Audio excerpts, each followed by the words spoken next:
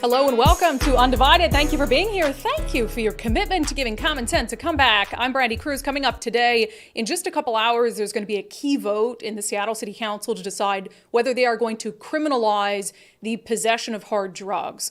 Of course, we already know that the state law and that whole debacle around whether hard drugs would be de facto legalized at the state level. Thankfully, they're not going to be, but it's still up to municipalities to make sure that they have a law on the books to be able to enforce drug possession. So that vote's coming up at 2. We're going to talk about why it matters well outside the bounds of Seattle. Also, some in the business community in Seattle, I saw this yesterday, I was like, shake my dang head. They're taking matters into their own hands when it comes to cleaning up downtown ahead of the MLB All-Star Game in July. And look, I don't blame them, okay? I'm just annoyed that it's necessary. We'll dive into that. Also, crazy polling about Gen Z and the number of Gen Zers who would be okay with government surveillance inside their homes. This is terrifying. And we're going to discuss why this is, why you have so many young people who are perfectly fine with government overreach. And then later on, we're going to talk about work requirements and this whole debt ceiling debacle and how some Democrats are very worried about the work requirements that Republicans were able to sneak in. Before we get to that, just a reminder, if you're not a subscriber to the podcast already, please do so. You can do that at undividedpod.com. That's undividedpod.com. And there you will find out how you can support the show and our mission to give common sense a comeback for as little as $5 a month.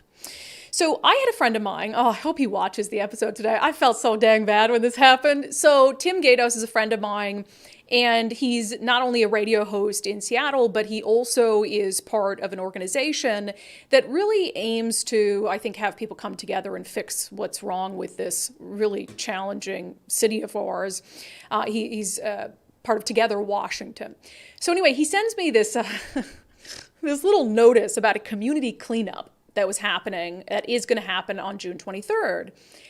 And I guess it didn't really sink in that he was like inviting me to attend. And I was like, oh my God, this is ridiculous. And I just immediately started bashing it. And he's like, hey, this is like my thing. So we've been talking about the MLB All-Star Game coming to Seattle.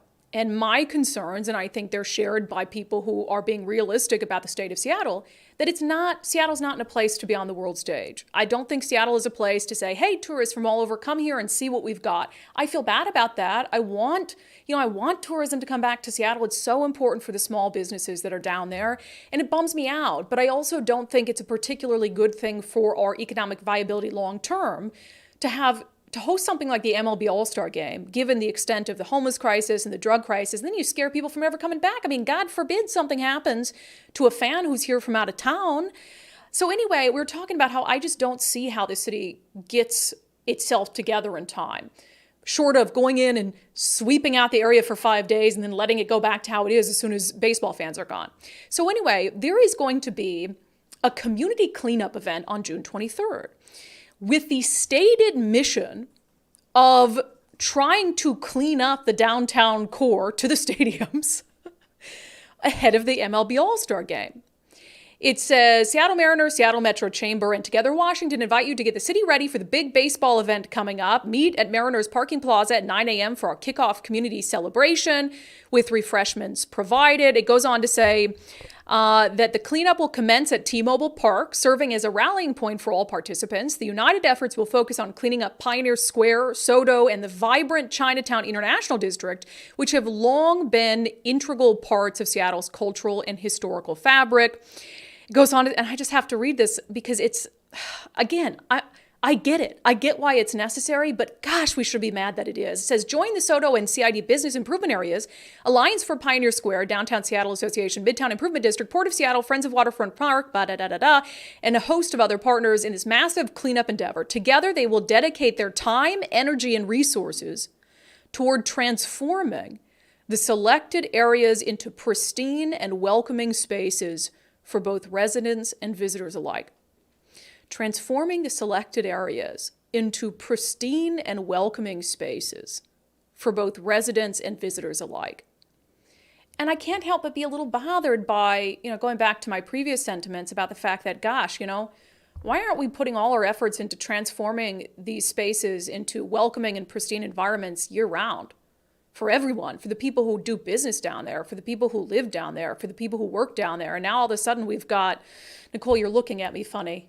You okay? Yeah, we're... Hi, Quasimodo. Well, I know, I'm going to put on my sunglasses really quick.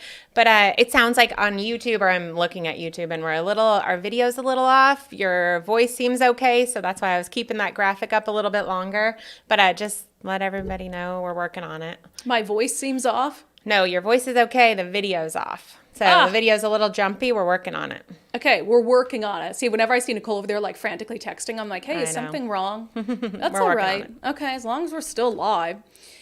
So again, there's a frustration there that this is necessary. And you have this huge year for the city of Seattle where you've got 7 council seats that are going to be on the ballot. And I don't want to crap on this event. You know, I don't blame the business community for saying, hey, the city hasn't done this for us, so we need to make sure that this MLB All-Star Game is a success. They need it. They need it for their businesses. They need it for the economic, viability of the city and for their future success. And so I don't want the MLB All-Star Game to be a mess for Seattle. I don't want it to be a mess for Seattle businesses. I don't want something bad to happen to a tourist. I know there's been some people who have said, no, let the world see how bad things have gotten for Seattle, and then that might be the embarrassment that pushes them over the edge. I don't want businesses to go through that. They've already been through enough.